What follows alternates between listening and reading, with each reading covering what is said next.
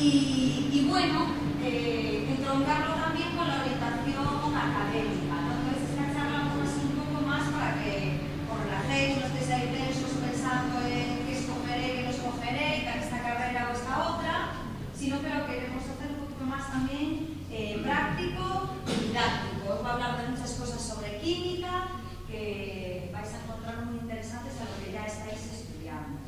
Así que yo ya os dejo con... Bueno, pues nada, muchas gracias, bienvenidos, buenos días, frescos.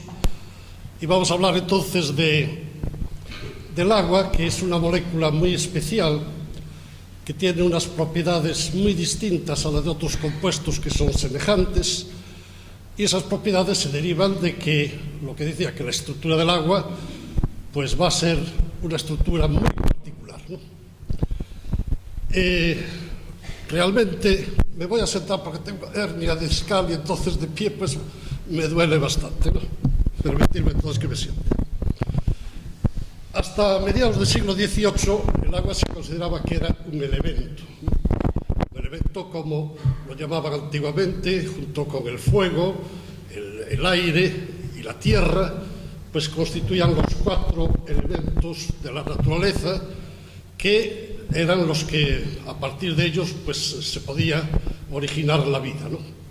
Fue a mediados del siglo XVIII cuando este señor que tenéis ahí, Cavendish, que supongo que si habéis estudiado física, fue el que determinó con precisión el valor de G, de la constante universal de gravitacional, 6,67 por 10 elevado a menos 11.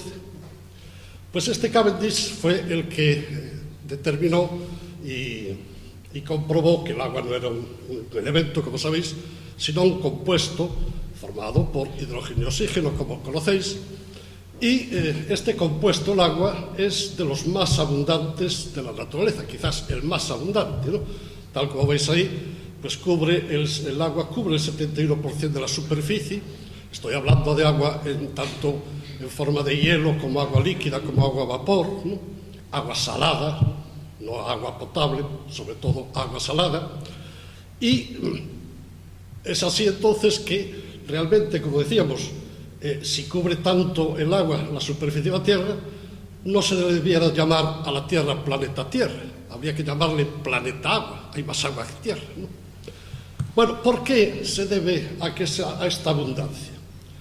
Porque los elementos que lo constituyen, el hidrógeno y el oxígeno, son también de los elementos más abundantes en el universo. Fijaros ahí de que por cada millón de átomos, 924.000, es decir, el 92,4%, son hidrógeno. Después está el helio y después ya viene el oxígeno. Por lo tanto, es lógico que al haber mucha abundancia en el universo de hidrógeno y oxígeno, pues el agua que está formada por ellos sea también la abundante que existe en nuestro planeta, ¿no? Pero aparte de esta, podríamos decir, peculiaridad que tiene el agua, la abundancia, tiene otras características, otras propiedades que pueden considerarse como anómalas con respecto a otras moléculas, otros compuestos similares, ¿no? Por ejemplo, pensad una cosa, el agua es líquida a la temperatura de la Tierra, ¿no? Entre 0 y 100 grados, pues es líquida. Sin embargo, el sulfuro de hidrógeno, el selenuro de hidrógeno y el telenuro de hidrógeno, que como veis la única diferencia es que se sustituye el átomo de oxígeno por un azufre, selenio, que están en el mismo grupo, estos 3 son gases. Cosa curiosa, ¿por qué estos son gases y el agua, sin embargo, es líquida? Una característica. El agua tiene una elevada temperatura de ebullición, como consecuencia de ello pues es líquida, un elevado calor de vaporización, mucho más grande que el calor de vaporización que pueda tener pues un alcohol o que pueda tener, ya lo digamos, un éter, etc. Tiene elevada capacidad calorífica, también es de los que más capacidad calorífica tiene, elevada tensión superficial, elevada constante dieléctrica, una densidad anómala, es decir, tiene una serie de propiedades que las distinguen de otros compuestos similares, ¿no? Bueno, pues el motivo de la charla es ver el porqué de estas propiedades. Pero vamos a ver. O sea, vamos a ver cómo es la molécula del agua.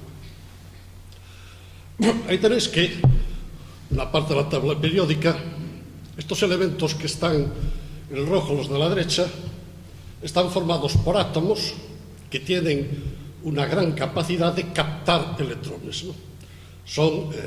Al captar los electrones, entonces se cargan negativamente y son entonces los que se llaman los elementos que lo forman, elementos electronegativos. Sabéis que el flúor es el más electronegativo de todos, el valor de la electronegatividad es 398, le sigue el oxígeno y el nitrógeno.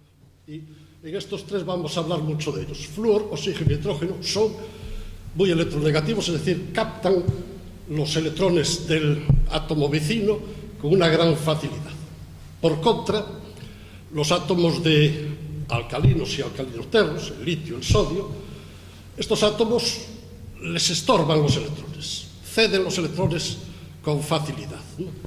Y por lo tanto, al ceder el electrón, pues quedan cargados positivamente y son entonces pues los átomos que forman los elementos electropositivos, o sea, electronegativos y electropositivos, que eso supongo que lo sabéis de sobra, ¿no? Bien, ¿qué ocurre cuando dos átomos de flúor se encuentran, se enfrentan? Pues ahí tenemos que los dos pues tienen tendencia a captar electrones, entonces ninguno quiere ceder su electrón, ¿no?, para formar un enlace. O sea, a lo máximo que llegan es a una situación de compromiso. Dicen, bueno, mira, yo te cedo un electrón, tú me cedes otro, y entonces los compartimos y formamos entonces un matrimonio entre los dos átomos de flúor. Eso es lo que se llama, como sabéis, el enlace covalente. El enlace covalente, en donde los dos electrones que forman parte del enlace están igualmente repartidos entre esos dos átomos, ¿no? Claro, si un átomo de flúor se enfrenta a uno de sodio, por ejemplo, entonces aquí miel sobre hojuelas. El sodio es electropositivo, cede su electrón inmediatamente, sin nada, el flúor lo capta, y entonces al ceder el sodio su electrón, queda cargado positivamente. El flúor, al tener un electrón de más, queda cargado negativamente. O sea, quedan dos iones.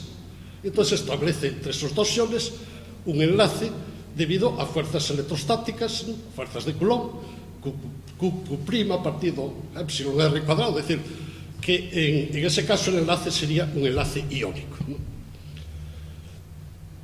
¿Qué ocurre si el átomo de flúor se enfrenta al átomo de hidrógeno? El átomo de hidrógeno es especial, ¿no? Como sabéis, tiene un solo electrón. Y ese electrón entonces está muy cerca del núcleo. O sea, está muy atraído por la carga nuclear positiva. Entonces el átomo de hidrógeno no cede con facilidad el electrón. Y el átomo de flúor pues quiere captar ese electrón, pero no hay forma.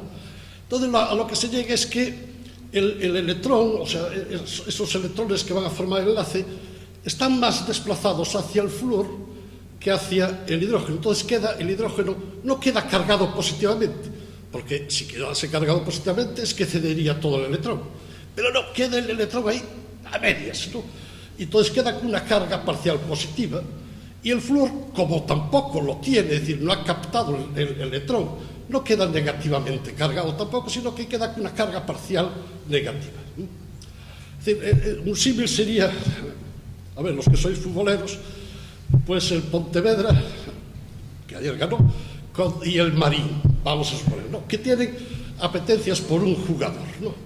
Claro, si el Marín compra al jugador, es decir, el Pontevedra se queda con él, el Pontevedra quedaría cargado positivamente porque quedaría con los cuartos, con el dinero. Y el Marín, pues claro, como tiene que pagar, pues quedaría cargado negativamente. Eso sería un enlace iónico, ¿no? Pero aquí no, lo cede durante una temporada ese jugador. O sea que ese jugador, por una parte es de Marín, ¿no?, es del Marín, pero por otra parte sigue siendo del Pontevedra, ¿no? Es decir, que el Pontevedra queda con una carga parcial positiva, es decir, ha ganado algo de dinero en esa operación, pero no todo como para venderlo, por lo tanto, queda positivamente cargado, pero muy poco, ¿no? Y el Marín pues no ha cedido tampoco, no ha pagado toda la cantidad y queda entonces con una carga parcial negativa. Bueno, Entonces establece un enlace que sería un enlace que se llama covalente polar. Polar, y a las moléculas que tienen esas características, ¿no? Esas moléculas se dice que son dipolos, ¿no? Por ejemplo, esta es una molécula de este tipo polar, ¿no? En donde veis que existe una carga parcial positiva en un lado de la molécula, un polo por así decir, y la negativa en el otro, y entonces establece un enlace polar, ¿no? La fuerza de este enlace, la cuantía de ese enlace viene dado por una magnitud que es el momento dipolar, la magnitud vectorial, es decir, que es el producto que hay entre la carga. La carga sería pues lo que tanto la carga positiva como negativa, es decir, la cantidad de dinero que ha ganado el Pontevedra por esa cesión es la misma que ha perdido, que ha tenido que ceder el Marín, ¿no? Por eso es la carga positiva de esta parte del dipolo es igual a la carga negativa de este otro, ¿no? Por lo tanto, ese momento dipolar es el producto de esa carga, que es un escalar, multiplicado por un vector, que es el vector que va desde una carga a otra, desde el centro de simetría de la carga positiva a la negativa, o al revés, todo depende del signo que se le quiera dar, ¿no? Claro, cuanto más electronegativo sea el átomo, cuanta más electronegatividad tenga, mayor será la distancia que hay entre esas dos cargas positivas y negativas, mayor será el momento dipolar, ¿no? Y ahí tenemos, por ejemplo, los momentos dipolares de distintos enlaces, ¿no? ¿Qué decíamos que era más electronegativo? De todos, el flúor. Luego, entonces, el enlace entre el flúor y el hidrógeno, este enlace polar, tiene un momento dipolar el mayor de todos, 1,91, ¿no? De Weiss, es una unidad, ¿no? Después le sigue el oxígeno H, ¿no? O sea, aquí en este enlace OH también el oxígeno tendrá una carga parcial positiva, el hidrógeno una carga parcial positiva, el oxígeno negativa, y el momento dipolar es 1,5, y después le sigue el NH 1,3. Es decir, ¿de quién va a depender este momento de enlace? Pues depende fundamentalmente, como siempre estamos tratando en estos casos de momentos de enlace con el átomo de hidrógeno, depende de la electronegatividad que tenga el otro átomo. Cuanto más electronegativo sea, mayor es el momento dipolar, ¿no? Claro, en el caso de moléculas diatómicas, es decir, diatómicas es que tienen son dos átomos y existe un solo enlace, como es HF o HCl, en ese caso el momento del enlace es el momento de la molécula. La molécula tiene un solo enlace. ¿Cuál es entonces el momento dipolar de la molécula? El mismo que el de enlace, ¿no? No hay más enlaces. Si se trata de una molécula poliatómica, entonces el momento dipolar de la molécula es la suma vectorial, que eso hay que recalcarlo, de los momentos de enlace.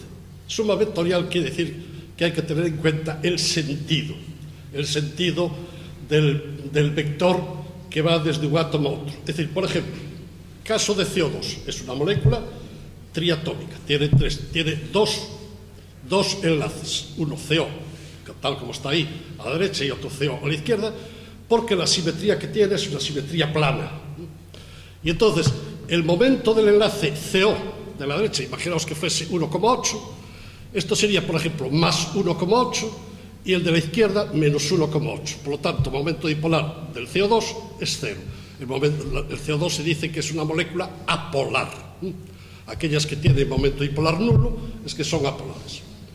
Bueno, pues el agua no es como el CO2. El agua, como veis, ahí tiene una estructura no plana, sino angular.